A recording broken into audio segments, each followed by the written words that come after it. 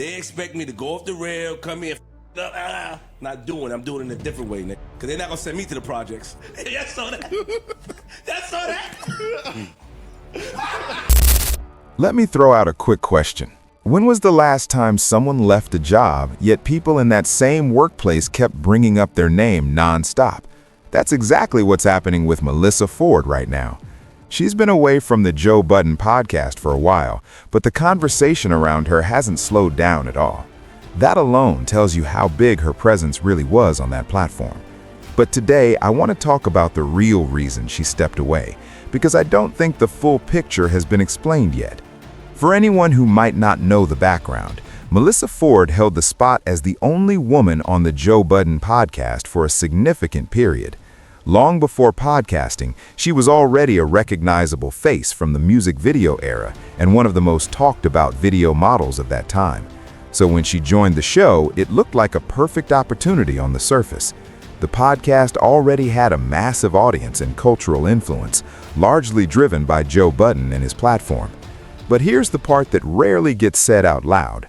She never seemed completely comfortable in that role. And honestly, that might not have been entirely her fault.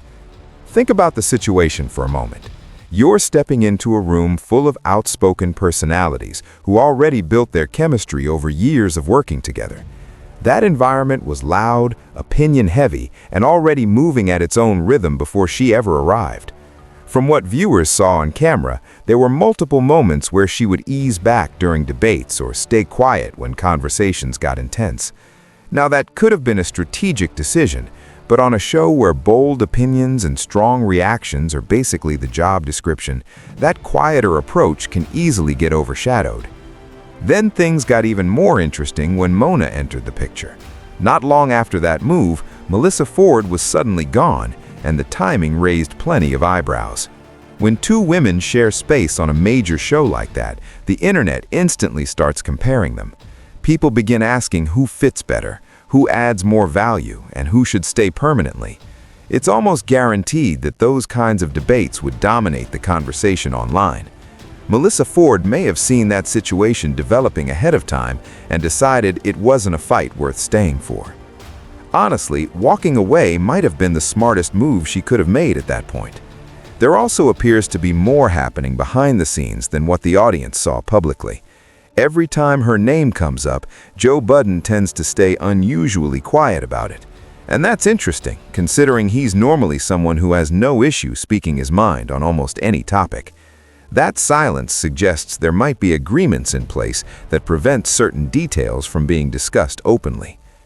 At the end of the day, it seems like Melyssa Ford and the Joe Budden Podcast simply weren't the perfect match people expected.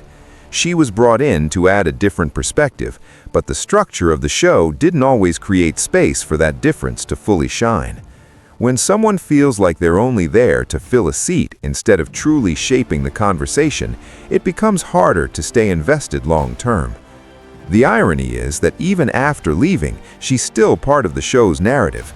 Queenz Flip continues to reference her, Joe Budden still avoids saying much, and fans keep debating what really happened. Somehow, she walked away from the table, but still became one of the most talked about names connected to it. That alone shows the kind of impact she had while she was there. Literally saying they're the same. Literally saying they're the same. And all the men up here take accountability, but the one person never takes accountability, that's a woman.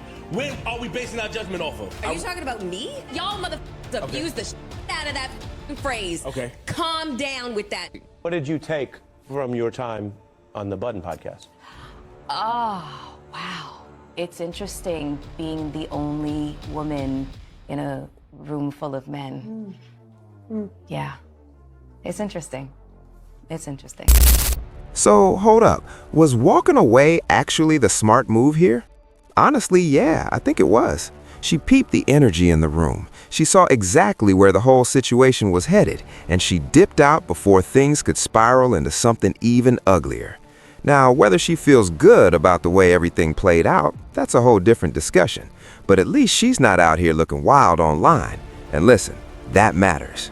So I need to hear from y'all down in the comments. Did she make the right call leaving when she did, or did she step away from something she should have stood 10 toes down for? Talk to me. And if you're new to the channel, go ahead and hit that subscribe button, because over here, we break these conversations down every single week. All I'm saying is, I know, Bart, we got Crosby, but I understand. Hey, Paul, I understand. Paul, you good? You gotta deal with them. We can see, bro. We see. I understand. I'm not talking to you. That's it. Well, I'm sitting here now. Because you said that, I take that as disrespectful. I feel about anything I feel like saying, what the fuck I feel about. Leave my family out of your... You